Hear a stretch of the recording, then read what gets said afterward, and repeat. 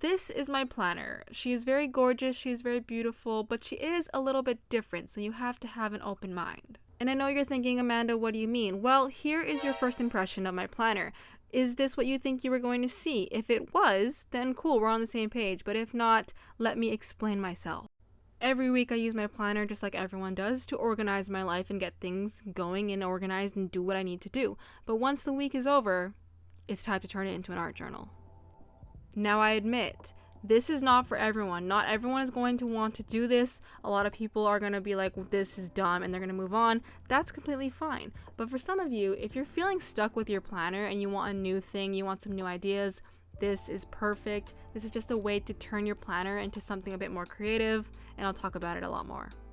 If you're new here, hi, I'm Amanda, I'm an artist, and I'm here to remind you that when it comes to your art, it does not need to be that serious all the time. You can just be messy and have fun.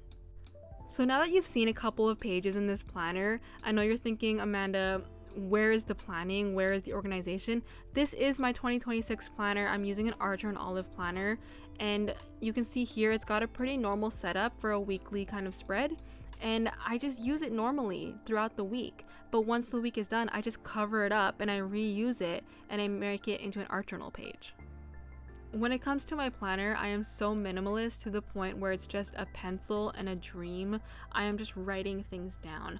I used to be a bullet journaler, and that is when I would do all the post-it notes and the sticky notes and all the fancy calligraphy, but I just don't do that anymore. I'm not into it. I think I was a lot more into it when I was in school, but now that I'm done that, I just don't see a need for it anymore. So now my planner just consists of a pencil and usually just writing a to-do list for the day. But when you have planners like this that have really good quality, you don't want to just leave them blank all the time, of course. You want to fill them up. So my solution was to just turn them into art journal pages. And this is also just a side note thing, but if you also share your journals online, sharing your planner, there's not really a big point to it because a lot of it is just private information, which you end up blurring out anyways. So doing this, it's a lot nicer to share pages like this rather than a bunch of pages that I have to cover up most of it because it's private information. And I know that a lot of people will use planners not just to organize, but it's a way to preserve the memory of the week, to preserve what they are doing so that they can look back on it once the year is up, or just to look back on it for memory's sake. But for me, I find that doing this page once a week really helps to kind of preserve the feeling of the week. So if I had a really crazy week, for example, you will be seeing it in the art that I make on that page. Or if I had a week that was, not really that significant, you will see it just conveyed in a different way in like this visual art form.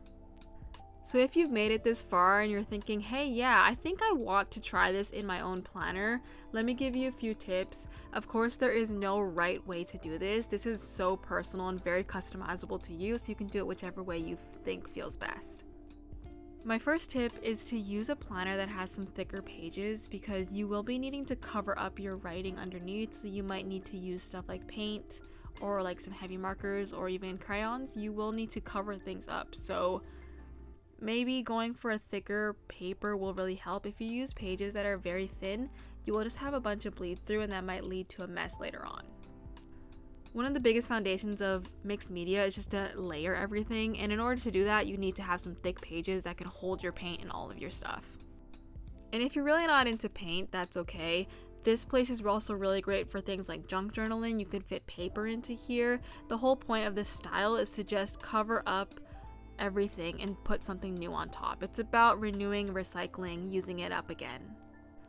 I think what really put me onto this idea is that I used to have pages that would be blank, and that would really annoy me because I don't like a blank page. I want to use it. I don't want the page to go to waste. So having this style really allowed me to just use it freely because I just didn't want the page to go to waste. That was the whole point. For me, it really was all about just giving life to the page. I just didn't want a page to be empty, and even if I made a page that wasn't that great, it was all about learning and just making sure that the page was used in a way that I loved. My next piece of advice for this planner is to genuinely don't hold back. I think if you don't hold back, you will have one of the best pieces of memory at the end of the year when you look back on this, because you will be making an art journal page every week for the whole year that you get to look back on, and that's a pretty great thing. If you did 1 page a week for the entire year, you would have 52 pages to look back on, and I think that's a lot better than having done nothing.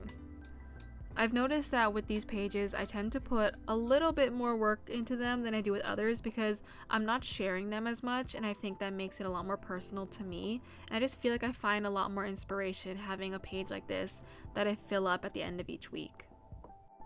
My planner pages feel very low risk, low stake, and I think because of that, I feel a lot more free in it, and I'm able to make a lot of more art in it that I feel like I just genuinely really like. And trust me, just like any other journal that you will have, there will be pages that you don't like. This page here, I have no clue what's going on, but it does capture the feeling that I was having this week.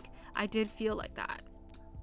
Just remember that your planner is for you and for you only, just like any of your other journals. So as long as you're having fun, that's the whole point.